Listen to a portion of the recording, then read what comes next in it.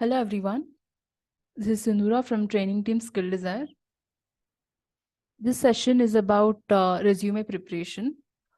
So I hope you guys are following your respective courses and learning skills.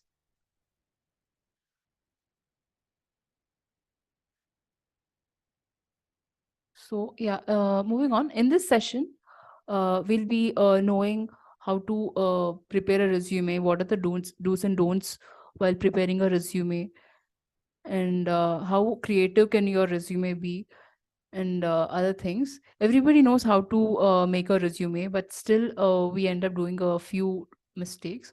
So let's see.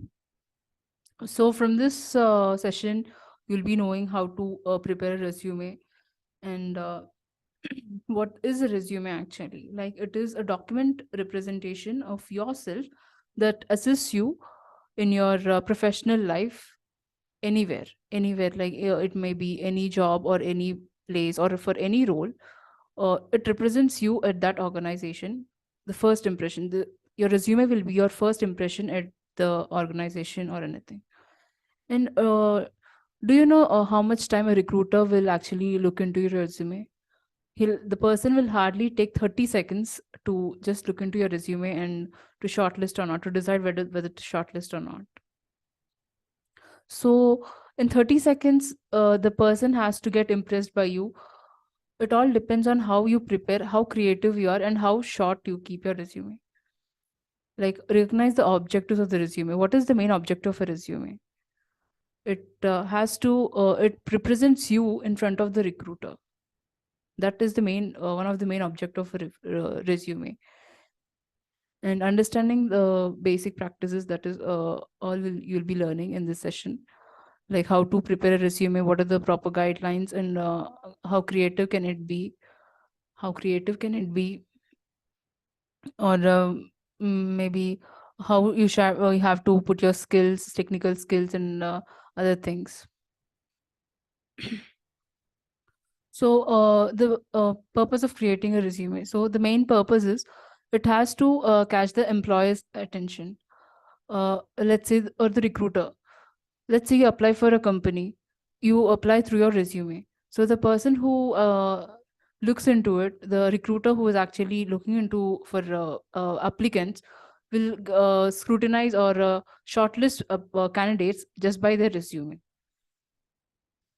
The second point, the employer will decide who will or who will not attend the interview. It all depends on your resume, like how well you can put yourself in front of the recruiter. It simply portrays you to the organization, like what are the skills you're having, or what are the technical knowledge you're having, or where do you have completed education, your experience, and other things. So coming to the resume structure, so the first one has to be a resume header, and the career objective, education qualifications, work experience, skills, projects or internships, trainings and certifications, achievements and awards, if any, strengths, hobbies, and personal details. And declaration, it is optional. So coming to the resume header, it is nothing but your name.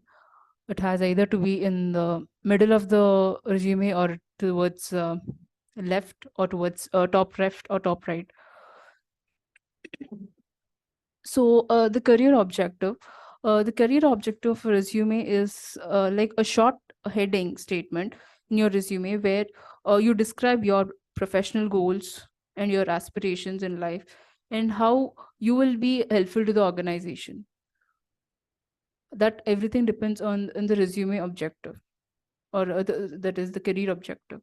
And for in case of experienced people, they can actually use a professional summary uh, as a career objective. Like they can use professional summary, or portfolio is another word where you can keep it in the starting, and be specific and keep it concise.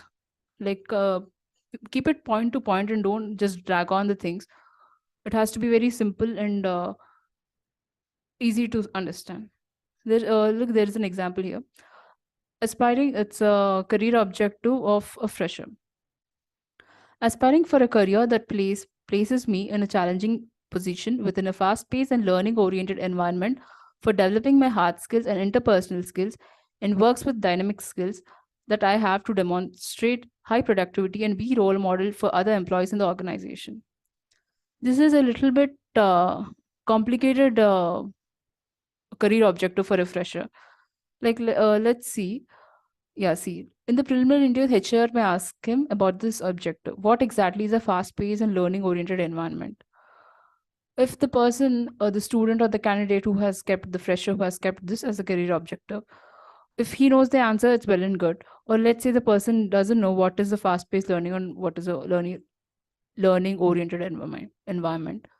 It will be a very it will give a very simple that the person has copy pasted this lines from other templates or anywhere. A fast-paced learning is somewhere where you have to do multitasking. You simultaneously have to work on many things at the same point. There is nothing but fast-paced learning. And learning-oriented environment, which deals with technologies, like new technologies, like day-to-day any changes in the technologies or something like that. And what are the hard skills you have to develop? Let's say in your resume, you are applying for a software job and you have some hard skills and you put that in the resume, but that is not actually required for that role. You're having the hard skills, but you have kept it for a software job. It doesn't work out there. And what are the dynamic skills you possess? These are the few questions you may get in the first round. If you are having a dynamic skills, you can actually keep it. Or if you're not having, you don't have, you can skip the part. You don't have to fake it. Just remember that you don't have to keep something which you don't know. You shouldn't keep something which you don't know. Let's say if you copy paste this from another person's resume, it'll be a problem. If you answer the questions in the resume, it is well and good. But if you, let's say you can't answer the question, that will be a problem. It clearly shows that you have just copy pasted it. That is one thing you have to avoid while creating a resume. So the next part is work experience. If you're a experienced person, you have to keep a work experience in the front. Or let's say you're a fresher, you better have to keep education details in the front. So in the work experience, you can actually keep the company name, the roles and responsibilities, and the duration or the period of time you have worked there. And coming to educational details, the name of the degree, name of the institution or university under which you have graduated, and the years attended, and local institution name, that is your college name. And GPA honors are optional. If you're comfortable with your GPA, you can actually put it there, or you can skip the GPA part. And relevant coursework. Coursework is nothing but course-oriented. A few institutes will be having course-oriented experiment or course-oriented project. If you have done it and you're confident about your project, you can actually keep it, or you can omit the part. And coming to skills, you can keep, or you can have technical skills and documentation skills. Technical skills will be your any softwares or any tools which you know, and documentation skills like any visualization tools or other skills which is related with the data part or anything. And even if it's a one skill, you can actually keep one skill, but just because others are keeping, you don't have to keep many skills. And if you don't know, it will be a problem. And coming to academic projects, the project title or the project title or 1 or 2 lines about the project. Yeah, the like which software you have used or which tool you have used to do this project and all. And coming to internships, if you have done any internships, you can actually keep the internship title and a few lines about the internship, like where did you do and how much duration you have worked and what is your role and what did you learn in the internship and everything. And trainings and certifications, these days, like as we have seen, trainings are many people are taking trainings and certification courses. You can keep that, or you can actually keep trainings also and before academic projects, because these days HRs are mostly looking in the trainings and the certifications the candidate has done. Seminars, workshops, and conferences. Let's say you have presented your paper, or you have written an international seminar or anywhere. So you can actually seminar or conference, you can keep that along with the, if you're having the proof to show that you have attended the conference or the seminar, you can actually keep that. In site visits, you can, let's say you have visited an industry, or let's say you have went to a substation, or a automobile industry, or a civil construction industry. If you have visited it, you can actually keep that. And awards and achievements, like which you have completed in your college, or if you got something, so if you're awarded for something, you can actually add those. And coming to strengths and weaknesses, it's better to keep it true and very simple. And hobbies and interests, they are very important in your resume, because it portrays your character in the what is your character for the role and everything. And coming to personal details, you can actually keep father's name and date of birth, your address, and language is known. And if you know more language, then actually keep it if you're a beginner or expert or medium level. So yeah, coming to resume guidelines, share your resume in a PDF to recruiters. That is a must. Like it'll be very easy to open, and it's a easy format to look into your resume for the recruiter. And label your resume file correctly. When you save your resume, you have to keep it with your name and your underscore and designation, or the role you have applied for. Some of the candidates, we just keep it resume 1, resume 2. That is not at all preferred, and that will not be considered actually. Keep it organized and visually appealing. Like it has to be look simple but attractive. So, and that is something which you have to keep in your mind. Make sure it is easy to read. Don't use complicated words while doing your resume. You can actually put it, since you will be writing it, no like how you will be writing when you speak about yourself. Keeping it in a simple way, it's better. Next, keep it consistent. Yeah, keep it simple and small. And quantify as much as possible. In a simple way, you have to tell about yourself in a good way, that the person everything is covered in the simple format. And don't list everything you have done. That is, if you list everything you have done, it will not be a resume. It will be your what do we say? Circular curriculum vitae or CV, or a cover letter. So you just have to give the basics, but everything about yourself. Don't list out everything, the complete summary or the complete description of your project and everything. Think about the person who's reading your resume. Let's say you are reading another person's resume. How will you be impressed by the resume? That is how you have to write your resume. And think about the specific job you're applying to. Don't just send your resume, same resume for all the companies you're applying.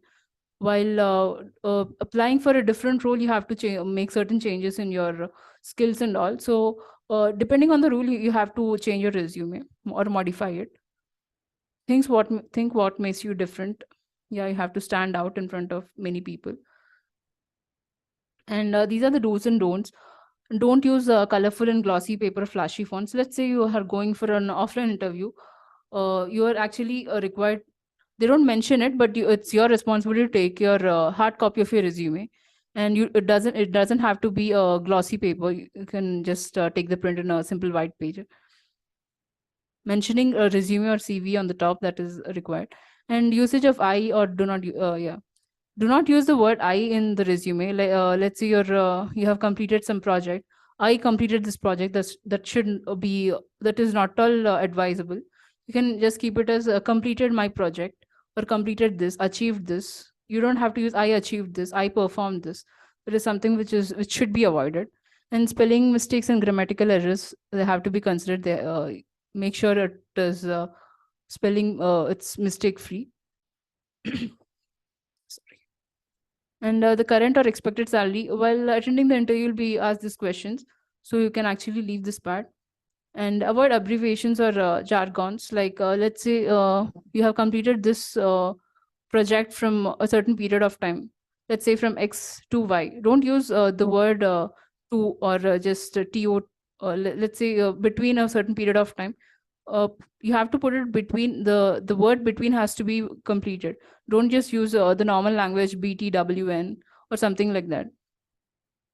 And don't keep irrelevant details, like only which is required or expected. And references, you are not allowed. This is not a project paper to keep references and everything.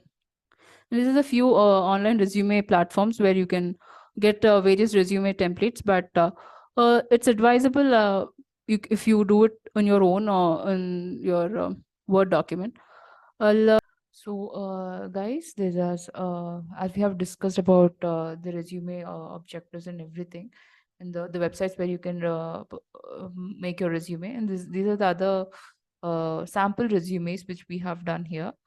So, this is a experienced professional resume. So, we first kept career objective of the person, and the teaching experience or experience the person is having, projects handle and the instruments known, or software. You can actually put technical skills or skills which you know, soft skills or hard skills, and then you can, if you're having experience, you can push your qualifications to at the last, maybe later.